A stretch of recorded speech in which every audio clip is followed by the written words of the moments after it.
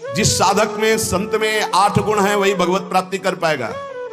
सबसे पहला है दया। दया सर्वभूतेषु। अगर आप साधक हैं, भजन मार्ग में हैं, परे वा बंधु वर्गे वा मित्रे द्वेष्टेरि वा सदा आपन्ने रक्षितव्यम तु दयैषा परिकीर्तिताः। दया किसे कहते हैं? अपने पराये का भेद नहीं है। मित्र हो या शत्रु हो, वो भारी दुख में पड़ा हुआ है, तो जितना हमें शारीरिक बल, बौद्धिक बल, तप बल प्राप्त है, हम उसका प्रयोग करके उसकी रक्षा कर ले, पर आसक्त ना हो। रक्षा करना, चाहे वो मित्र हो या शत्रु हो, कोई भी हो। साधुता का हृदय, भक्त का हृदय कैसा होता है? परे वा बंधु वर्गे वा मित्रे द्वेष्टेरि वा सदा। वो पराया है, अपना ये भेद तो होता नहीं इस भगवत मार्ग के पथिक में। मित्र है या शत्रु है, अगर वो विपत्ति में फंसा हुआ है तो शरीर बल, तप बल, वाणी बल, हर बल के द्वारा हम उसकी रक्षा करेंगे, पर अपनापन नहीं करेंगे।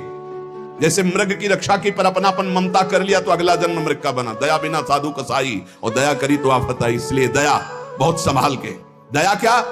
हमारे में जितना बल है हम आपके कल्याण के लिए प्रयोग किया और अलग हो गए, आसक्त नहीं हुए, कभी उससे धन्यवाद पाने की इच्छा नहीं की, उसे दया कहते हैं। दूसरा शांति। बाह्य चाध्यात्मिके चैव दुखे चोत्पादिते क्वचित न कुप्यति न वा हंति सा क्षमा परिकीर्तिता। ये साधक के लक्षण। पहला दया, दूसरा ऐसा क्षमा कि कोई आपको शारीरिक या मानसिक पीड़ा पहुंचा रहा है, आपको क्रोध नहीं आना चाहिए, उसे ना मारना है, ना कड़वे वचन बोलने, ना संकल्प के द्वारा उसको नष्ट करना है। इसी का नाम शांति, इसी का नाम क्षमा है। जिसके अंदर दया है, शांति क्षमा है। ना गुणान गुणिनो हंति स्तौमि मंद गुणानपि नान्य दोषेषु रमते सानुसूया प्रकृतिता। गुणी के सद्गुणों का हनन अर्थात अपलाप न करना, किसी भी सद्गुणी में दोष ना निकालना, थोड़े गुण वाले प्राणियों को भी उत्साह बढ़ा देना भगवत मार्ग में, दूसरों के कभी दोषों पर दृष्टि डालकर उसे नीचा दिखाने के लिए न वर्णन करना, ये अनुसूया, इसे अनुसूया कहते हैं। दया, क्षमा, अनुसूया। और अभक्ष परिहारस्य संसर्गश्चापि निर्गुणैः स्वधर्मैः च व्यवस्थानं शौचमेतत् प्रकीर्तितम्। पवित्रता, शौच क्या? कभी भी अभक्ष पदार्थ ना खाना, जिसे शास्त्र निषेध करता है, कभी जबान पर नहीं जाना चाहिए। प्याज, लहसुन, मांस, मदिरा, नाना प्रकार के सब नहीं पाना चाहिए। एक बोले दीक्षा लिए थे कि पत्नी तो दीक्षा नहीं ले, पर वो प्याज लहसुन बना के खाती हो, कहती हम कोई गुरु मंत्र थोड़ी लिए, अब हम क्या करें, फिर खाना ही पड़ता है। कैसे खाना पड़ता है? वो अपनी निष्ठा पे, तुम अपनी निष्ठा पे नहीं आ सकते। अपनी निष्ठा पे आना पड़ेगा, या वो बदले या तो तुम बदलो। तुम कंठी तिलक लेकर बदल गए कि तुम प्याज लहसुन खा रहे हो, पत्नी खा रही इसलिए नहीं भाई, दोनों हैं। एक ही जगह भोजन बनना है तो एक को तो सुधरना पड़ेगा। या तो फिर आप अपने लिए रोटी ले लीजिए और नमक से पा लीजिए। जय दिन आप नमक रोटी पाएंगे तय दिन उसका हृदय जलेगा और उसको सुधरना पड़ेगा, प्याज लहसुन छोड़ना पड़ेगा। लेकिन जो गुरुमंत्र लेकर के अभक्ष पदार्थ खाता है वो अपवित्र बुद्धि हो जाती है, भ्रष्ट बुद्धि हो जाती है। इसलिए बहुत सावधान। हमने कई बार प्रार्थना की कि प्याज लहसुन तमोगुणी है, वो भजन में बहुत बाधक है, इसलिए उसको कदापि नहीं पाना चाहिए। अभक्ष परिहारस्य, बासी भोजन, दूषित भोजन, ये अभक्ष जो पदार्थ बताया गया है उसे नहीं पाना चाहिए। दुर्गुण रहित प्राणियों का संसर्ग नहीं करना चाहिए। पवित्रता का मतलब केवल स्नान ही कर लेना नहीं है, अभक्ष पदार्थ नहीं खाना और कुसंग नहीं करना। कुसंग भी अपवित्रता है। और स्वधर्म में दृढ़ रहना, इसी को पवित्रता कहते हैं। पवित्र भोजन पाना, सत्संग करना और स्वधर्म में दृढ़ रहना, सच्ची पवित्रता इसे कहते हैं। शरीरम पीड्यते येन शुशुभेनापि कर्मणा अत्यंतम तन्न कर्तव्य मनायासा च उच्यते। जो श्रेष्ठ भागवतिक कर्म के लिए अत्यंत कष्ट सहता है उसको अनायास तपस्या कहते हैं। भारी से भारी कष्ट को सहने के लिए तैयार है। बुखार है लेकिन हमें सत्संग में जाना है, शरीर पीड़ा में है लेकिन हमारी दिनचर्या है, हम प्रभु के दर्शन करेंगे जाके, हम सत्संग सुनेंगे जाके, हम अपने प्रभु की सेवा करेंगे, ऐसी होनी चाहिए। अनायास जो भगवत कृपा से तुम्हारे जीवन की पूर्ति के लिए आ जाए। प्रयास, विरक्त को प्रयास नहीं करना चाहिए, विरक्त को व्यापार नहीं करना चाहिए। विरक्त जो चाहे अनायासम। शरीरम पीड्यते येन शुशुभेनापि कर्मणा अत्यंतम तन्न कर्तव्य मनायासा च उच्यते। किसी भी तरह विरक्त भाव वाले को, गृहस्थ को मेहनत करके कमा के अपने पर शरीर का पोषण, और विरक्त को अनायासम आकाश वृत्ति या मधुकर वृत्ति, ऐसे भाव से व्यापार आदि करके बुद्धि भ्रष्ट हो जाएगी। हरि और गुरु से विपरीत बुद्धि चली जाएगी। अरे भाई तुम कितना कमा सकते हो, देनहार कोई और है, देत रहते दिन रैन, लोग भरम मुंह पे करे तासो नीचे नयन। अरे वो लक्ष्मीपति है जैसे, अरे जो चाहिए नहीं हो हमारे को क्या, हम तो हमें प्रभु चाहिए, फिर कैसे। बहुत सावधान, बहुत सावधान। कभी कभी गुरुजन संकोच करते हैं तो इशारा उनका समझना चाहिए, और जब वो प्रकट कह दे तो भूल जाओ। अगर कदम उसी मार्ग पर रखोगे तो बहुत दूर निकल जाओगे, बहुत फिसल जाओगे। अनंत जन्मों के बाद अवसर मिला है माया से मुक्त होने के लिए। प्रशस्ताचरणम नित्य म प्रशस्ति विसर्जनम एतद्य मंगलम प्रोक्तम मुनिभिस्तत्वदर्शिभी। सदैव गुरुदेव के उपदेश और शास्त्र सम्मत कर्म करना चाहिए, कोई भी अशुभ कर्म नहीं करना चाहिए। तत्वदर्शी मुनियों द्वारा बताए हुए मार्ग से सदैव मंगल होता है, इसे मंगल कहते हैं। स्तोकादपि प्रदातव्य मदीने नांतरात्मना अहन्यानि यत्किंच कार्पण्यम ही तत्स्मृतम। अगर थोड़ी वस्तु मिली तो प्रसन्न रहो, अधिक मिली है तो प्रसन्न रहो। किसी भी स्थिति में असंतुष्ट मत रहो, प्रसन्नता ही सबसे बड़ी उपलब्धि है। संतुष्टायन केनवा, हर स्थिति में प्रसन्न रहना सीखो।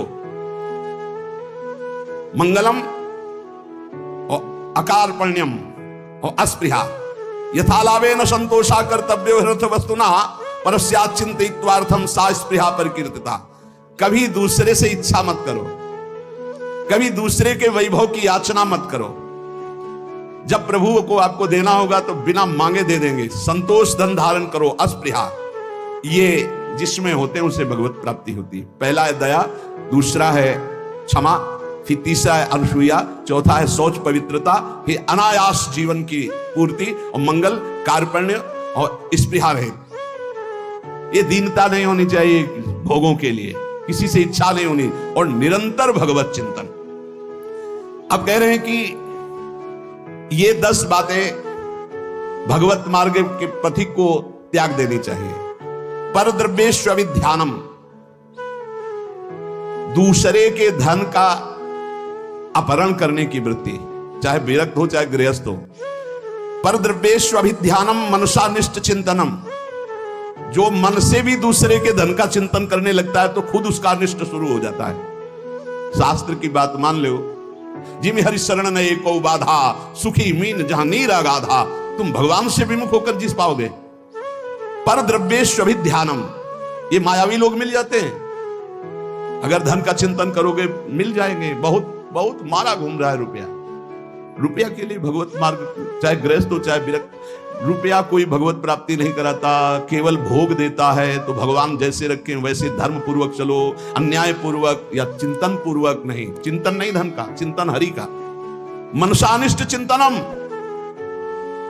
चिंतन करोगे तुम्हारा अनिष्ट कर देगा रुपया। ये संसारी पुरुष नहीं समझ, रात दिन उसी की चिंतन करते हैं, तभी डिप्रेशन में पहुंच जाते हैं। नाना प्रकार की कुभावनाएं प्रकट होने लगती है।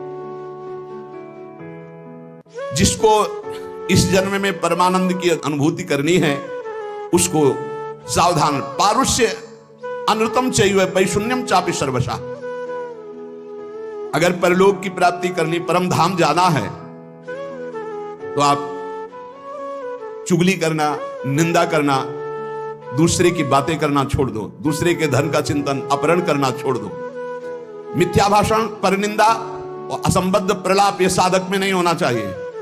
असंबद्ध प्रलाप, चुगली, निंदा ये जबान में नहीं होना चाहिए। और कह रहे हैं अदत्तानाम उपादानम हिंसा चैवा विधानता परदारोप सेवा चा शारीरम त्रिविधम स्मृतम। बिना किसी के दिए हुए किसी वस्तु का स्पर्श मत करो। देने पर भी तब देखो कि तुम्हारे योग्य है कि नहीं। और परदार रति, चूंकि ये गृहस्थ या विरक्त कोई भी भगवत प्राप्ति के लिए चले, उसके लिए किसी भी परदार रति, दूसरे की स्त्री के प्रति तनिक भी लगाव नहीं होना चाहिए काम भाव का। अगर काम भाव का जरा भी लगाव है तो तुम्हारा पतन हो जाएगा।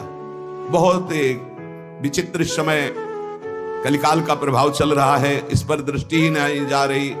ये जो व्यभिचार प्रवृत्ति है इसको एक मनोरंजन मान लिया गया है, इसको एक खिलवाड़ मान लिया, इसे एक सीमा में रखा गया है। एक सीमा में रखा, पाणी ग्रहण संस्कार कर स्वीकार करके फिर धर्म पूर्वक चलो, वैराग्य हो जाएगा। अधर्म पूर्वक चलोगे आसक्त हो जाओगे।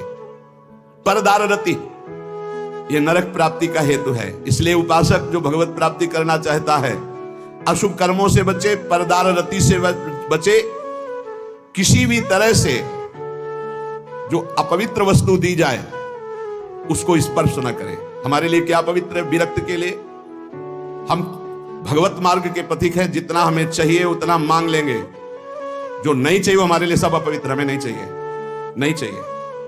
और गृहस्थ के लिए धर्म पूर्वक कमाई हुई वस्तु किसी के दान दक्षिणा या किसी का यह ऐसा स्वीकार न करे, बहुत हानिकारक होता है।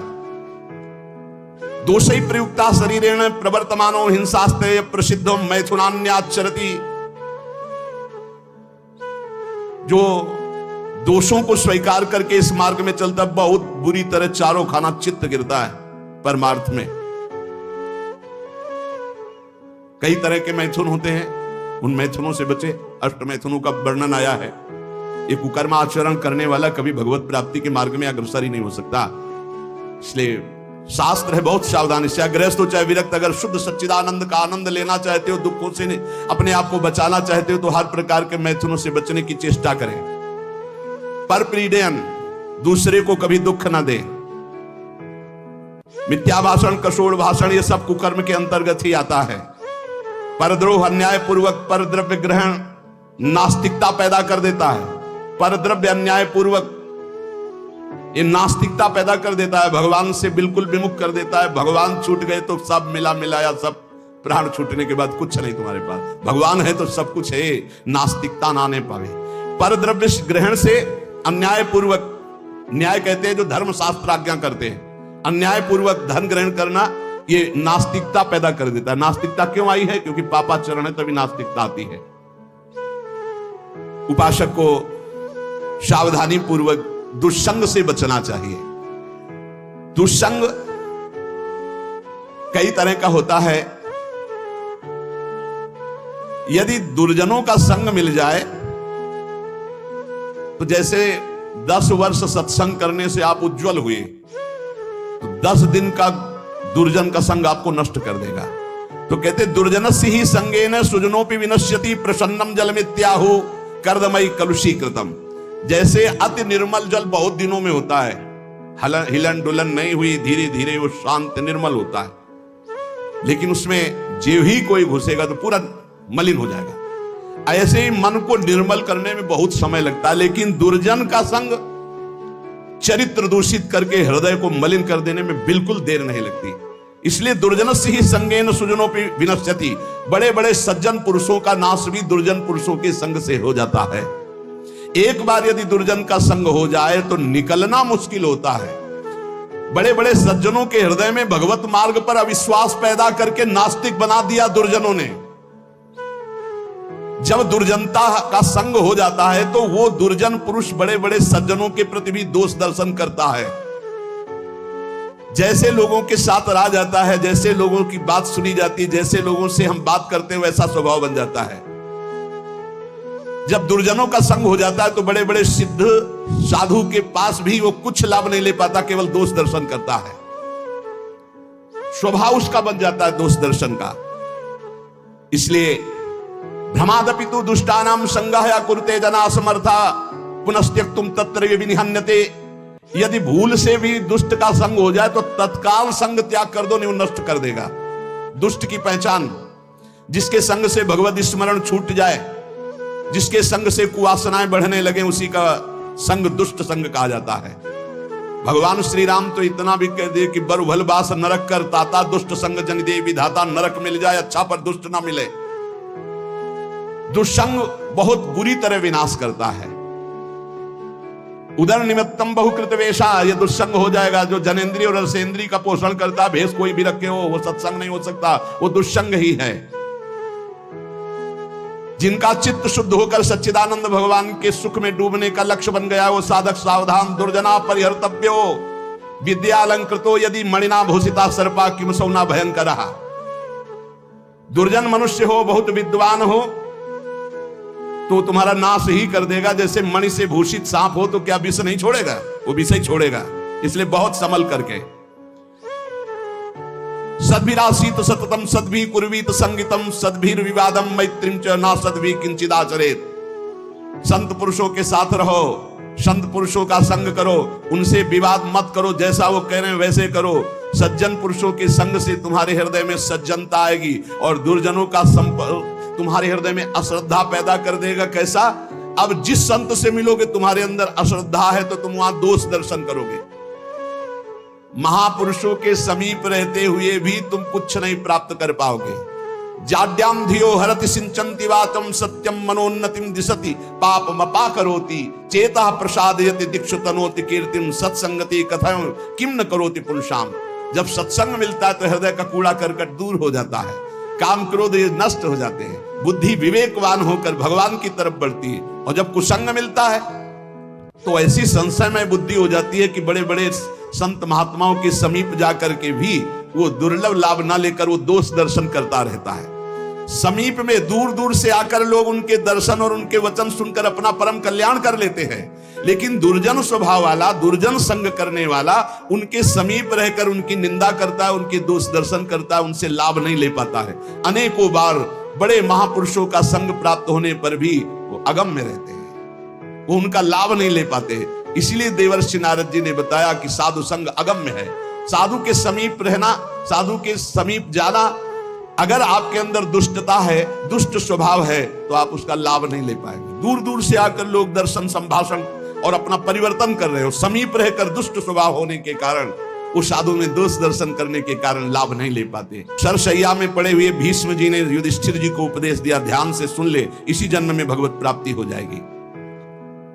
जो पुरुष इसी जन्म में भगवत प्राप्ति करना चाहता है, मनुष्य शरीरधारी, वो पहले आहार पर संयम करे, उसे सूक्ष्म करे, इतना कम ना करे कि भोजन का चिंतन हो, पर इतना भी ना करे कि डकार आवे। भगवत प्राप्ति करनी है तो ये बात पकड़ लो, हजारों जगह शास्त्रों में बात लिखी, मिता आहार, भिक्षान्नम औषधम, जैसे औषधि पाई जाती है ऐसे बहुत संभाल के खाओ पियो, जितने से एकदम आपका शरीर हल्का बना रहे। एक दो शरीरों को तो रोग हो जाता है, वो क्या कहते हैं, जो गले में होती गांठ, थायराइड है ऐसे, वो तो बात अलग है कि भाई अब थायराइड हो गया है, नहीं तो खाईराइड में ज्यादा तगड़ाहट हो रही, खाईराइड खूब खाते चले जा रहे। जिसको इस जन्म में भगवत प्राप्ति करनी, भोजन पर पहले सुधार करे, अल्पाहार और सात्विक भोजन, चाट चटोरा भोजन की तरफ से बचे। अगर भगवत प्राप्ति करनी है, अल्पाहार करे, प्रकृति से परे अविनाशी पद की प्राप्ति के लिए प्रकृति के आकर्षण पर विजय प्राप्त करना पड़ेगा। जो साधक घर में रहकर या घर छोड़कर, दोनों साधक होते हैं, गृहस्थी और विरक्ति, जो घर में रहकर साधना कर रहे हैं उनको चाहिए किसी और का ना खाएं, अपनी मेहनत का कमाया हुआ ही भोजन पावे, चाहे जहां जाए, कहीं किसी और का ना खाएं। 10 रुपए का खाया है 20 दे दो, तुम्हारे को भगवत प्राप्ति करना है। कभी ऐसा नहीं कि रास्ते में भंडारा बट रहा है, हलवा बट रहा है, दबा के पा लिया, चलो यार कम से कम बचे तो 100-200 रुपए, नहीं बचे नहीं, जिसके लिए आए थे वो सब ले गया। वो गृहस्थ आदमी को अगर किसी का पानी भी पियो तो 5 रुपया उसको दे दो, 2 रुपया दे दो, नहीं रुपया दे दिया, वहां 2-4 दोना पत्तल उठा करके आसपास सेवा, कुछ सेवा कर दो। कोई तुम्हारे सुकृत ना लेने पावे भगवत प्राप्ति के मार्ग। अगर विरक्त है तो भिक्षान्नम औषधम, विषयों के सामने उपस्थित होने पर भोगने की इच्छा ना होना। गृहस्थ हो, तुम्हारे धर्म के विरुद्ध भोग का अवसर आ गया, हट जाओ, भाग जाओ, प्राण बचा लो, मत भोगना, नहीं तो भगवत प्राप्ति में बाधा। और विरक्त है, भोग सामग्री एकदम एकत्रित है, एकांत है, भोग लो, नहीं भोगना, क्योंकि मुझे भगवत प्राप्ति करनी है। नेत्र से, वाणी से, मन से किसी भी दूषित भोग को ना भोगना। नेत्रों से भी भोगना होता है, आप मोबाइल में देख रहे हो या छुप के देख रहे हो, ये ऐसा दृश्य देख रहे हो, ये नेत्रों से भोग हो गया, ये आपको नष्ट कर देगा। नेत्रों से बहुत नष्ट हो चुके हैं, नेत्र ही है जो दिखा करके भ्रष्ट हो गए। किसी के सामने ना, तो एकांत में नेत्र से भोग भोगना, वाणी से, मन से बिल्कुल दूषित वार्ता करना, दूषित संकल्प करना, दूषित दृश्य देखना है, भगवत प्राप्ति करना है तो चाहे गृहस्थ हो चाहे विरक्त, बचो इससे। किसी भी प्राणी से अतिवाद करना, बहुत बातें करना, मित्रता बना लेना, वैर कर लेना, ये सब नहीं। भगवत प्राप्ति के मार्ग में ये भीष्म पितामह जी उपदेश कर रहे हैं। किसी के सामने अभिमान भरा वचन बोलना, अभिमान भरी क्रिया करना, अभिमान भरी चेष्टा करना, जैसे अभिमान हो जाता है। अहंकार भरी बात, अहंकार भरी क्रिया, अहंकार भरी कोई चेष्टा ना करे। यदि तुम्हें कोई क्रोध दिला रहा है तो तुम क्रोध ना करके मीठे वचन से ही उत्तर दो। जब किसी के यहां भिक्षा मांगने जाओ तो वो तुम्हें आदर दे तो उस घर में मत बैठना। भीष्म पितामह जी का है ये उपदेश। यदि तुम्हें किसी कोई निमंत्रण दे तो कभी मत जाना। भगवत प्राप्ति करना है ये विरक्त के लिए। अगर तुम्हें कोई आज महाराज हमारे घर पाइएगा, कदापि मत पाना। निमंत्रण में कदापि मत पाना, ये भीष्म पितामह जी मना कर रहे हैं। और जब भिक्षा मांगने जाओ तो बहुत घरों से मत मांगो, कुछ नियम रखो। 4 घर 5 घर, मिले तो मिले, नहीं उपवास। अब ये नहीं कि पूरे गांव में टहले आए, नहीं, 5 घर 7 घर ऐसे नियम रखे जाते हैं कि हम सिर्फ 5 घरों में जाएंगे, मिले ना मिले। ये नहीं कि पूरे गांव में टहले आएगी, जब तक भरपेट के दोनों टाइम के लिए ना मिल जाए तो हम 50 घर मांग लिए। ये भिक्षान नहीं, भिक्षान 5 घर या 7 घर। आवाज लगाई, नहीं मिला तो उपवास कर गए। निमंत्रण पाए हुए घर में कभी भिक्षा ना पाने जाए, ये भगवत है कोई रहस्य। मूर्ख पुरुष जब आप परमार्थ में चलते हैं, आपका उपहास उड़ाएंगे। हो सकता है वो आपका तिरस्कार भी कर दे, मारपीट भी कर दे। आप अपने हृदय में दुख न मानने, हृदय में आनंदित रहें। कोई प्रारब्ध भोग का नाश हो रहा है और उसको डांटे नहीं, उसको मारे नहीं, उसके ऊपर चिल्लाए नहीं, वो तो निमित्त मात्र है। भगवान आपके प्रारब्ध का क्षय करा रहे हैं। यदि भगवत प्राप्ति करना, बहुत बार ये बातें आ गई है। आताताई पर भी कभी क्रोध करके उसे शाप ना दें। शाप देने का मतलब है भजन का फल है। अगर भजन है, सच्चाई से चल रहे हो आप, अंदर से सोच ले बहुत सता लिया तो भोगेगा, तो पक्का भोगेगा, इसमें कोई संशय नहीं। क्योंकि भजन एक अमोघ शक्ति है, जिधर जाएगी उधर। तो हमारा भजन मंगल के लिए कि अमंगल के लिए? तो कह रहे आताताई तुम्हें कितना भी सताए, तुम क्रोध करके उसे शाप आदि मत देना, कभी अंदर से बुरा मत चाहना। गृहस्थ के घर में जब धुआं निकलना बंद हो जाए, धुआं नहीं गैस है, गैस के चूल्हा है तो धुआं का कोई ज्यादा काम है नहीं। जब मूसल की आवाज आनी बंद हो जाए, भीष्म पितामह के समय मूसल से कूटा जाता था, अब तो मूसल से नहीं, तो मशीनों से है। और जब सब भोजन कर चुके तब विरक्त को भिक्षा मांगनी चाहिए, मतलब लगभग 2 बजे।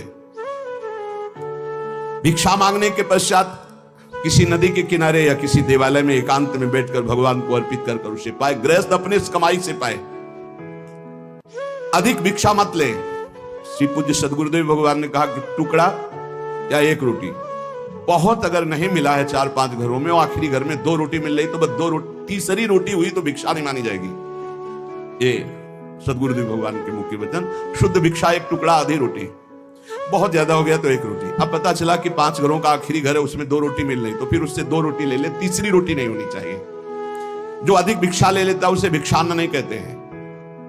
ना मिलने पर प्रसन्न मुद्रा में वैसे ही शांत भाव से भजन करता हुआ दूसरे दिन जब अपने समय भिक्षा में जाता है, फिर उसी समय जाए। एक बार जब कोई बैठाल करके द्वार पर सम्मान पूर्वक विनय पूर्वक भिक्षा दे तो उसी समय हट जाना चाहिए, उसकी भिक्षा नहीं लेनी चाहिए। आओ आओ महाराज, आपके तो दर्शन बड़े भाग्य से। ए लाओ कुर्सी बैठा लो, लाओ एक गरम गरम रोटी बनाओ, उठे हो चल दे। द्वार में अंदर नहीं जाना है, द्वार में ही खड़ा और असम्मान पूर्वक भिक्षा। ना किसी का आसन ग्रहण, ना किसी के मृदु वचन, ना किसी की स्तुति, ना कोई अर्थ। जब रोटी मांगने निकले, किसी ने 10 रुपया दिया तो ऐसे कोई भिक्षुक है, भिखारी है इस बात के नहीं। केवल आचार्य आदेश, प्राण पोषण के लिए अन्न, रोटी है तो दे, नहीं तो राधे श्याम चल दिया। सिंहवत व्यवहार। विविध प्रकार के व्यंजनों को न खाए। अरे भाई बहुत विचित्र। भगवान की प्राप्ति के मार्ग में सबसे ज्यादा इस रसेंद्री पर दृष्टि डालो। बहुत विचित्र खेल है, बहुत विचित्र, बहुत सावधान। अब आज का जो वातावरण है, बहुत भोजन के लिए बहुत आगे चलकर और अव्यवस्था हो जाएगी। कैसे भजन होगा, कैसे भजन? भगवान को अर्पित करके दाल रोटी खाओ, खूब हरि के गुण गाओ। अगर इधर उधर खान पान करोगे तो हम पक्का कह सकते हैं भजन तो नहीं हो सकता है। भजन का नाटक भले आप कर लो, भजन का नाटक कर सकते हो। भीष्म पितामह जी कहते हैं कि जो विरक्त भाव से भगवान के मार्ग में चले हैं, वो किसी उजड़े हुए खंडहर में या देवालय में या वृक्ष के नीचे या किसी संत का बनाया हुआ स्थान, उसमें वास कर, स्वयं का कुछ नहीं होना।